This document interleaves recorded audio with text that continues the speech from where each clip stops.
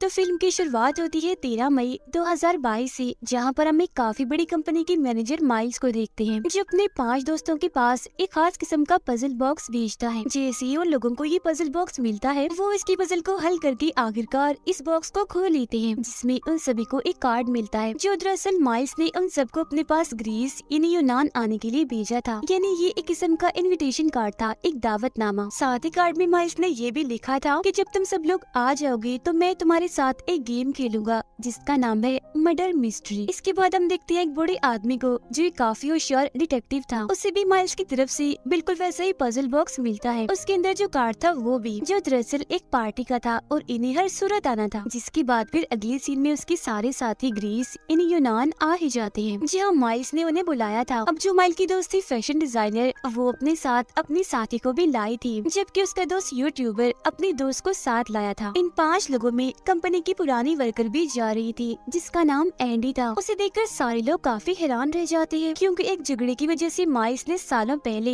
इसे अपनी कंपनी से निकाल दिया था। और माइल्स ने उन सब के लिए एक शिप भेजी थी, जो इन सबको माइल्स के खूबसूरत आइलैंड पर ले जाएगी, जिस आइलैंड का नाम ग्लास ऑनियन है। जिसके बाद आखिरकार ये उस आइलैंड पर पहुंच ही जाते हैं, जो नजारा बहुत ही खूबसूरत था। माइल्स फिर इन सभी से मिलता है और पूरा आइलैंड दिखाता है, जो देखने के बाद सब लोग अपने अपने कमरे में चले जाते हैं आराम करने के लिए। अब माइल्स फिर डिटेक्टिव को अपने ऑफिस में लेकर जाता है और पूछता है कि आप यहाँ क्या कर रही हैं? क्योंकि मैंने तो आपको नहीं बुलाया, आपको तो मैंने कोई दावतनामा नहीं भेजा। जिस पर डिटेक्टिव उसे वही कार्ड दिखाते हुए कहता है कि ये मुझे उसी पजल बॉक्स के अंदर से मिला था, जो तुमने मुझे भिजवाया था। तो अगर तुमने मुझे यहाँ नहीं बुलाया, तो हो सकता है कि तुम्हारे किसी दोस्त ने पजल बॉक्स को दोबारा से सेट करके मेरे पास भेज दिया हो, जो शायद उन्होंने शरारत मजाक में किया होगा। जो सुनकर माइल्स कहते हैं वैसे एक तरह से अच्छा ही हुआ। कितनी अच्छी बात होगी ना कि तुम जैसा बड़ा और होशियार डिटेक्टिव मेरे मर्डर मिस्ट्री गेम का हिस्सा होगा। अब वो सारे लोग टाइम पास करने के लिए पूल में चले जाते हैं, ताकि अच्छा वक्त गुजार सके। जहाँ बातों ही बातों में माइल्स का यूट्यूबर दोस्त कहता है कि पिछले हफ्ते जब मैं कहीं जा रहा था, तो माइल्स भी उस वक्त गाड़ी से कहीं जा रहा था, मगर गाड़ी वो बहुत तेज चला रहा था, इतनी तेज कि उसे नजर भी नहीं आया कि मैं सामने हूँ। वो लगभग मुझे मार ही चुका था। इसके बाद जब ये सारे लोग एक जगह पर आराम कर रहे थे, तो डिटेक्टिव माइल्स से पूछता है कि तुम और तुम्हारे सारे दोस्त आखिर इतने कामयाब कैसे बन गए? जिस पर माइल्स जवाब देता है कि इसके पीछे एक समझदारी है, और वो ये कि कोई भी चीज हो उसे छोटे से शुरू करना चाहिए, जो वक्त के साथ साथ आगे जाकर बड़ी बन जाएगी। और बिल्कुल इसी तरह इस बात पर अमल करके हम आज कामयाब हैं। मगर तभी इधर एंडी आती है, इन्हीं कंपनी की पुरानी वर्कर, जिसे माइल्स ने कंपनी से निकाल दिया था। वो डिटेक्टिव से कहती है कि नहीं,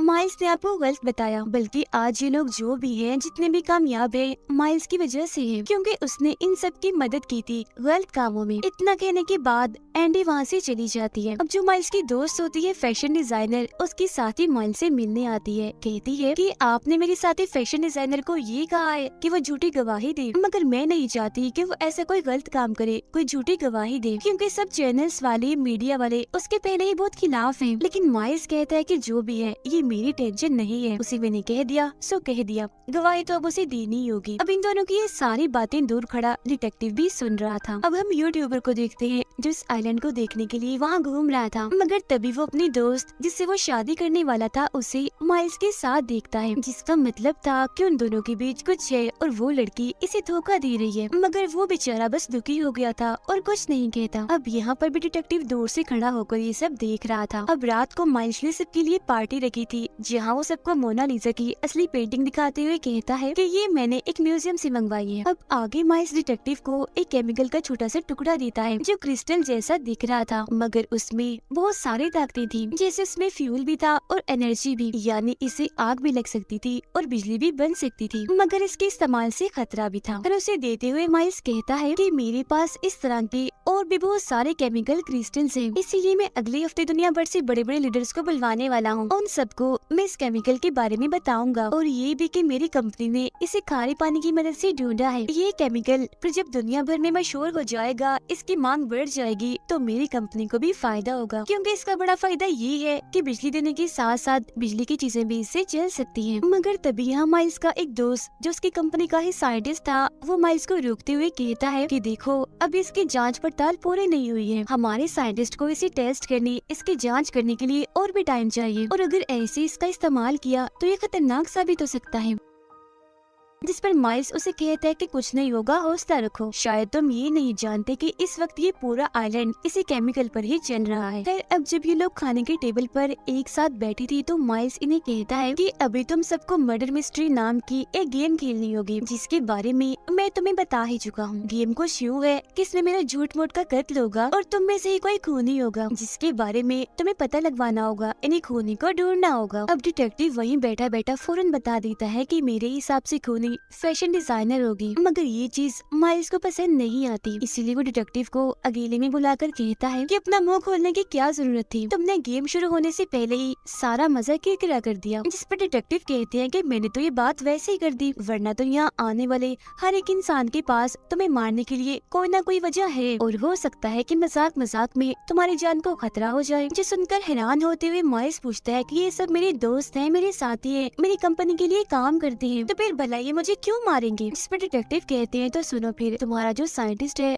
वो तुमसे जरा कुछ नहीं है, क्योंकि उसके मना करने के बावजूद भी तुम उस केमिकल पर काम कर रहे हो। तुम्हारी दूसरी दोस्त जो पॉलिटिशियन है उसको तो तुमने धमकी दी थी कि अगर उसने इस केमिकल के प्रोजेक्ट को पास नहीं किया तो तुम इलेक्शन किसी और को जितवा दोगी। इसके अलावा तुम्हारी दोस्त फैशन डिजाइनर, हालांकि वो नहीं चाहती और ना ही उसकी साथी चाहती है, मगर फिर भी तुम उसे मीडिया के सामने झूठ बुलवा रहे हो। यूट्यूबर को ये बात पता चल गई है कि तुम्हारे और उसके दोस्त के बीच कुछ है और वो उसे धोखा दे रही है तुम्हारे साथ मिलकर। रही बात तुम्हारी पुरानी दोस्त एंडी की, तो उसकी तो तुम्हारे साथ पुरानी ही दुश्मनी है, जिसका मतलब है कि तुम्हारे ये सारे दोस्त किसी न किसी वजह से तुम्हारे दुश्मन भी हैं। अब माइल्स डिटेक्टिव को अपने दोस्तों की एक तस्वीर दिखाता है, जिस तस्वीर के नीचे एक रुमाल भी रखा था, जिस पर पेन की मदद से एक पूरा स्केच बनाया हुआ था, जो देखकर वो बताता है कि मेरी कंपनी को शुरू करने का आइडिया मैंने एक बार में बैठकर बनाया था, जिसका नाम ग्लास ऑनियन है और इसी के नाम पर मैंने अपने आइलैंड का भी नाम रखा और फिर उस सारे आइडिया, सारे प्लानिंग को मैंने रुमाल पर लिख लिया और ये वही रुमाल है जिसे मैंने आज तक संभाल के रखा हुआ है। उधर एंडी की यूट्यूबर के साथ बहस हो जाती है, इसीलिए वो यहाँ से चली जाती है, जिसके बाद माइल्स और डिटेक्टिव भी यहाँ आ जाते हैं। अब तभी यूट्यूबर का मोबाइल बजने लगता है, क्योंकि गूगल की तरफ से उसे बहुत सारे नोटिफिकेशंस पैगाम आ रहे थे, जो देख पहले तो वो काफी हैरान रह जाता है, मगर बाद में वो सारे नोटिफिकेशंस माइल को दिखाकर हंसने लगता है। नोटिफिकेशंस देखकर माइल्स एकदम दंग रह जाता है, उसकी रंग उड़ गई थी। वो फौरन यूट्यूबर के गले लगकर उसे मुंह बंद रखने के लिए कहता है, जिसके बाद वो एक ऐलान करता है कि अब से मैं यूट्यूबर को अपनी कंपनी में एक बड़ी पोस्ट पर रख रहा हूँ, जहाँ ये काफी अच्छा कमा सकता है।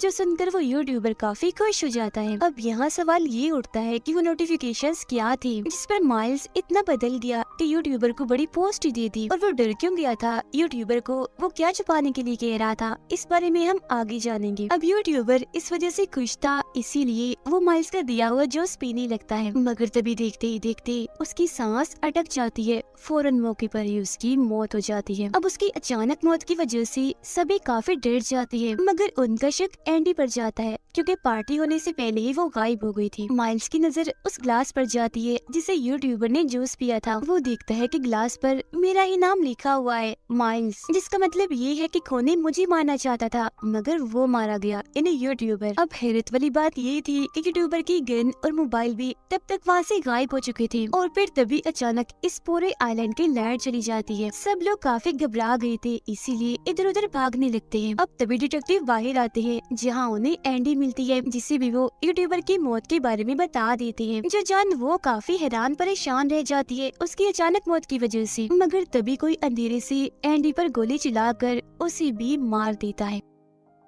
अब इसी के साथ सीन पास्ट में माजी में चला जाता है, जहां हम गुजरा हुआ वक्त देखते हैं, जहां पर एंडी की जुड़वा बहन डिटेक्टिव के घर आई थी उनसे मिलने, उनसे बात करने के लिए। अब यहाँ हमें एक बड़ी हैरान कर देने वाली बात पता चलती है कि एंडी की मौत तो एक हफ्ते पहले ही हो गई है। कहा जा रहा है कि उसने सुसाइड किया है, मतलब खुद ही अपनी जान ली है। एंडी की जुड़वा बहन डिटेक्टिव को कहती है कि मैंने अपनी बहन एंडी की डायरी पढ़ी है, जिससे मुझे पता चला है कि उसकी जिंदगी में कोई टेंशन परेशानी नहीं है, वो बहुत खुश थी, तो फिर भला वो अपनी जान क्यों लेगी, जबकि सब कुछ तो ठीक था। इसीलिए मुझे उसके साथियों, उसके दोस्तों पर शक है कि उन्हीं में से किसी ने एंडी को मारा है और बाद में उसके कत्ल को सुसाइड बना दिया। इसीलिए आप ही पजल बॉक्स रखिए और कातिल को ढूंढिए, क्योंकि उसके सारे दोस्त वहीं जा रहे हैं माइल्स के पास। इसके बाद वो बताती है कि उस कंपनी को शुरू करने का आइडिया ख्याल सबसे पहले मेरी बहन एंडी को आया था, न कि माइल्स को। उसने फिर अपना सारा आइडिया प्लान एक रुमाल पर लिख लिया, लेकिन फिर 2 साल के बाद उस केमिकल को लेकर एंडी और और माइल्स के बीच झगड़ा होने लगा, क्योंकि वो नहीं चाहती थी कि इस केमिकल को इस्तेमाल किया जाए। इसीलिए माइल्स ने फिर कोर्ट में अपने दोस्तों की मदद से झूठी गवाही दी, मगर खुद को साबित करने के लिए सबूत के तौर पर एंडी के पास सिर्फ वो रुमाल ही था, जो इस केस के दौरान ही बदकिस्मती से कहीं गायब हो गया। जिसके बाद फिर माइल्स ने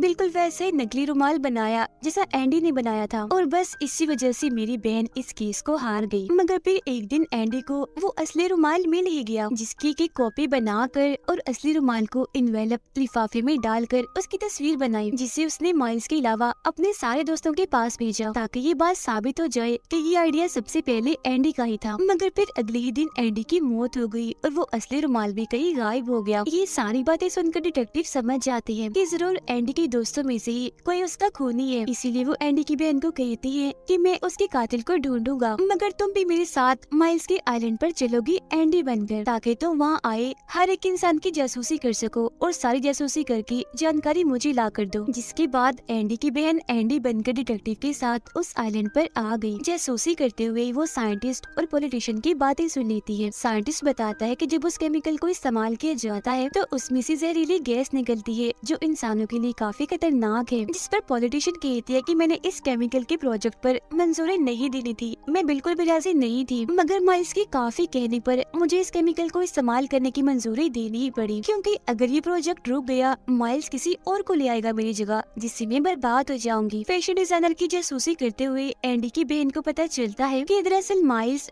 फैशन डिजाइनर को पैसे देने वाला था, ताकि वो ये झूठी गवाही दे कि ये कंपनी इसे बनाने का आइडिया माइल्स का है, न कि एंडी का। यूट्यूबर के बारे में उसे पता चलता है कि उसने जानबूझकर अपने दोस्त और माइल्स के बीच ताल्लुक बनवाया, ताकि अपने दोस्त के जरिए वो माइल्स की कंपनी में बड़ी पोस्ट पर आ जाए। जिसका मतलब था कि यहाँ पर हर कोई माइल्स का साथ इसीलिए दे रहा था क्योंकि ऐसा करने से उन सब का भी कोई न कोई फायदा था। अब जब एंडी की बहन सबकी जासूसी करने के बाद डिटेक्टिव के पास जा रही थी माइल्स की सच्चाई बताने, तो तभी उसके पास पॉलिटिशियंस और यूट्यूबर आते हैं। जहाँ पर पॉलिटिशियन, जो से एंडी ही समझ रही थी, कहती है, सुनो एंडी, तुम हम सबसे नाराज क्यों हो? जब तुमने इन्वेलप की तस्वीर भेजी थी तो मैं और साइंटिस्ट तुम्हारे घर आए थे, जहाँ पर यूट्यूबर पहले से ही मौजूद था। दरवाजा वो बजा रहा था, मगर अंदर से किसी ने भी दरवाजा नहीं खोला, और तो हमारे जाने के बाद फैशन डिजाइनर भी तुम्हारे घर आई थी, मगर तब भी किसी ने दरवाजा नहीं खोला। जिसके बाद एंडी की बहन ये सारी बातें जाकर डिटेक्टिव को बता देती है कि जब एंडी ने खुद को साबित करने के लिए उन्हें मेल की थी तो उसके दोस्त आए थे उसे मिलने, मगर दरवाजा नहीं खोला गया। अब ये जानकर डिटेक्टिव का शक उसके सारे दोस्तों पर से हट जाता है। मगर जब पार्टी में बहस होने के बाद एंडी की बहन